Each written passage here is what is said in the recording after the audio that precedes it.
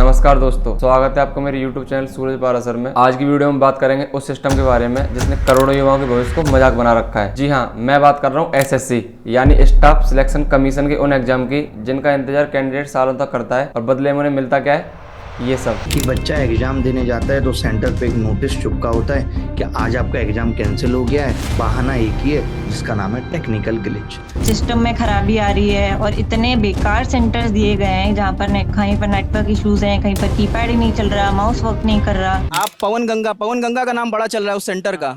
क्या हुआ था? वो थे 2 एग्जाम पवन गंगा में, तो रात को 1 बजे SMS आता है कि आपका एग्जाम कैंसिल कर दिया गया है। और एक एग्जाम से एक दिन पहले, हाँ, रात में सुबह मैंने प्रिंट करवा लिया, सब कुछ करवा लिया, तो बता दिया गया कि मेरा एग्जाम कैंसिल हो गया है। और क्या किया, अब पता भी नहीं है कैंसिल हुआ है, कहाँ एग्जाम है कहाँ नहीं है। अब दोनों पेपर कैंसिल है। इनका लेट, मेरा पेपर लेट हुआ था। मेरा था 24 का था, 3rd शिफ्ट में, लेकिन मेरा माउस काम नहीं कर रहा। मैं 2 बार माउस चेंज कराया, फिर भी उन्होंने कुछ भी नहीं सुना। बच्चे बीच में उठ रहे हैं, शोर कर रहे हैं, वहाँ पे झगड़ा भी हो गया, माउस भी तोड़ दिए गए सारे।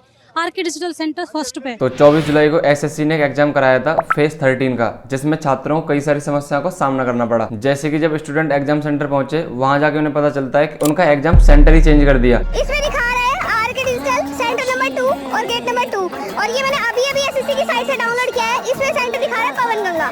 On the spot centre change किया है इन लोगों ने, ऑन द स्पॉट। अब मैं वहाँ जा भी नहीं सकती हूँ इतनी दूर, यहाँ से वहाँ तक पहुँचना मेरे लिए इम्पॉसिबल है। और कहीं कहीं तो ये भी मामला सामने आया है कि एग्जाम सेंटर कैंडिडेट के घर से लगभग 500 किलोमीटर दूर दिया गया, और जब कैंडिडेट 500 किलोमीटर की दूरी तय करके एग्जाम सेंटर पहुंच भी गया, तब वहां जाके उसे पता चलता है एग्जाम कैंसिल हो चुके। कई जगह बायोमेट्रिक ढंग से काम नहीं कर रहा था, और कई सेंटर पर तो माउस भी इतनी घटिया क्वालिटी के थे, एक ऑप्शन को सिलेक्ट करने के लिए स्टूडेंट को 4 से 5 बार क्लिक करना पड़ रहा था, और माउस पे 4 बार क्लिक करो तब जाके वो क्लिक हो रहा है। और जब कुछ छात्रों ने इस घटिया व्यवस्था के खिलाफ अपनी आवाज उठाई, तो एग्जाम सेंटर पर मौजूद बाउंसर द्वारा उनकी पिटाई भी की गई। आज के एग्जाम में यहाँ पर हमारे एक साथी को बहुत ज्यादा मारा गया।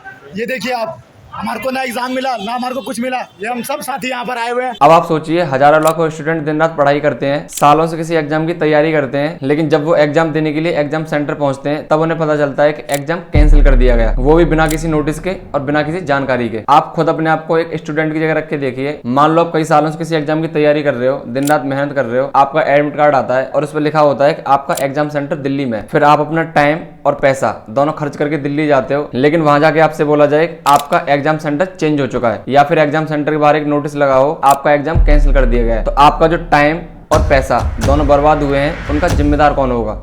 देखो, SSC जो है वो CBT के लिए, CBT मतलब कंप्यूटर बेस्ड टेस्ट, CBT के लिए हमेशा थर्ड पार्टी वेंडर से ही कॉन्ट्रैक्ट साइन करती है। इसका एक रीजन ये भी है कि SSC के पास खुद का कोई सॉफ्टवेयर ही नहीं है। इन वेंडर की जिम्मेदारियां होती हैं एग्जाम सॉफ्टवेयर और इंटरफेस तैयार करना, क्वेश्चन को सिक्योरली अपलोड और मैनेज करना, एग्जाम सेंटर सेटअप करना और बायोमेट्रिक वेरिफिकेशन को संभालना। तो SSC ने ये कॉन्ट्रैक्ट इस साल एडुक्यूटी के साथ साइन किया है। इससे पहले कॉन्ट्रैक्ट टाटा की TCS कंपनी के साथ था। TCS कंपनी से ये कॉन्ट्रैक्ट क्यों वापस ले लिया गया, इसके बारे में आपको आगे बताऊंगा। पहले हम एडुक्यूटी के बारे में बात कर लेते हैं। एडुक्यूटी एक प्राइवेट एग्जाम कंडक्टिंग कंपनी है जो इससे पहले भी कई कंट्रोवर्शियल एग्जाम कंडक्ट कर चुकी है, और ये कंपनी टेक्निकल फेलियर्स के कारण कई राज्यों में ब्लैक लिस्टेड भी रही है। इस कंपनी को पेपर लीक और चीटिंग कराने के मामले में 2020 में ही ब्लैक लिस्ट कर दिया गया था कि किसी भी तरह का कोई भी एग्जाम कंडक्ट नहीं कराएगी। लेकिन ये सब के बाद भी 2022 में इस कंपनी को फिर से कॉन्ट्रैक्ट मिला और इस कंपनी ने MP टेट का एग्जाम कंडक्ट कराया, जिसमें फिर से वही चीटिंग कराने और पेपर लीक के मामले सामने आए। इसके बाद 2023 में एडुक्यूटी ने MP पटवारी का एग्जाम कंडक्ट कराया, जिसमें टोटल 10 टॉपर थे, और हैरानी की बात तो यह है कि उसमें 7 टॉपर तो ऐसे थे जिन्होंने एक ही एग्जाम सेंटर से एग्जाम दिया था, जिस कॉलेज को एक BJP के MLA द्वारा चलाया जा रहा था। और उस 7 टॉपर में से एक लड़का तो ऐसा था जिसको अपने एग्जाम के सब्जेक्ट तक नहीं पता था। अब सबसे बड़ा सवाल तो ये उठता है कि एडुक्यूटी के ब्लैकलिस्ट होने के बाद भी SSC ने TCS को छोड़ के एडुक्यूटी के साथ अपना कॉन्ट्रैक्ट क्यों साइन किया? देखो, सबसे बड़ा रीजन तो ये है कि SSC जब भी अपने एग्जाम का टेंडर उठाती है तो बोली लगाती है, और SSC का एक सबसे बड़ा नियम ये है कि जो भी वेंडर सबसे कम पैसों में एग्जाम कराएगा, ये अपना टेंडर उसी को दे देती है। एक रिपोर्ट के अनुसार TCS एक स्टूडेंट का एग्जाम कराने के 350 रुपए चार्ज करती थी, और वहीं एडुक्यूटी एक स्टूडेंट का मात्र 220 रुपए चार्ज कर रही है। अब सिंपल सा जवाब है, जो फैसिलिटी छात्र को 350 रुपए मिल सकती थी, वही सेम फैसिलिटी छात्र को 220 रुपए मिल जाए, ऐसा हो ही नहीं सकता। जब ये प्राइवेट कंपनी कम दामों में टेंडर उठा लेती है, तो एक कटौती करना शुरू कर देती है। जहां इनको 100 एम्प्लॉय की जरूरत होगी, वहीं 50 एम्प्लॉय रखेंगी। एग्जाम सेंटर भी ऐसा देखेंगी जो कम से कम पैसे में हो जाए। एग्जाम सेंटर पर इंटरनेट की क्वालिटी कैसी है, वहां के सारे कंप्यूटर प्रॉपर वर्किंग करते हैं अथवा नहीं करते, छात्रों को सारी सुविधा मिल पाएंगी अथवा नहीं मिल पाएंगी, इन सब चीज से इनको घंटा फर्क नहीं पड़ता। चाहे चाहे किसी स्टूडेंट का पूरा साल बर्बाद हो जाए, चाहे किसी स्टूडेंट की पूरी जिंदगी खराब हो जाए। लेकिन सवाल सिर्फ एक प्राइवेट वेंडर की नाकामी का नहीं है, सवाल तो ये है कि सरकार ने ऐसे वेंडर को चुना ही क्यों, जिस कंपनी का नाम पेपर लीक और चीटिंग कराने के मामले में बार बार सामने आ रहा है, जिस कंपनी को ऑलरेडी ब्लैकलिस्ट कर दिया गया है, उस कंपनी को इतने बड़े एग्जाम की जिम्मेदारी क्यों दी गई? क्या सिर्फ इसीलिए क्योंकि उसकी बोली कम थी? अब यहाँ एक बड़ा सवाल उठता है कि सरकार के लिए सस्ती डील्स ज्यादा जरूरी है या करोड़ों छात्रों का भविष्य? जब लाखों स्टूडेंट सालों की मेहनत लगाकर सेंटर तक पहुंचते हैं और एग्जाम सेंटर पर जाकर उन्हें पता चलता है कि उनका तो एग्जाम कैंसिल हो चुका, तो ये केवल टेक्नोलॉजी का फेलियर नहीं बल्कि सिस्टम का भी फेलियर है। और जब ये फेलियर बार बार रिपीट होता है तो वेंडर से ज्यादा जिम्मेदारी उस अथॉरिटी की बनती है जिसने उस वेंडर को चुना है। और एसएससी कोई छोटा मोटा एग्जाम बोर्ड नहीं है, ये भारत सरकार के अंतर्गत आने वाली एक ऑटोनोमस बॉडी है जो मिनिस्ट्री ऑफ पर्सनल के अंडर काम करती है, यानी कि भारत सरकार की सीधी निगरानी में। तो फिर आप ही बताइए, क्या ये लोकतंत्र है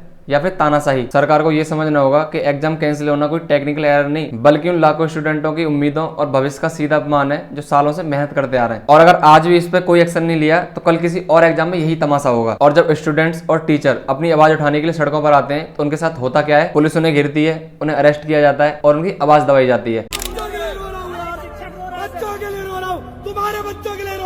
पुलिस बता ही नहीं रहे यहाँ पे कि हमें कहाँ लेके जाया जा रहा है। यहाँ पे एक तरीके से कहीं ना कहीं सारी अरेस्ट कर रहा है, सड़क पे दौड़ा के भगाएगी, गाली देगी, बदतमीजी करके पकड़ के लेके जाएगी। ये तक नहीं बता रहे यहाँ पर कि हमें कहाँ लेके जा रहे हैं। आप इतना डरते क्यों यार? सेशन चल रहा है, मैंने पहन के 2017 में उतार दी। मतलब ये पुलिस वाला उस टीचर से कह रहा है अगर आप मर्द हो तो वर्दी पहन के साबित करो। मेरे भाई, तूने जो वर्दी पहन रखी है ना वो भी किसी टीचर की वजह से पहन रखी है और तुझ जैसों को तो वो आदमी ट्यूशन पढ़ाता है।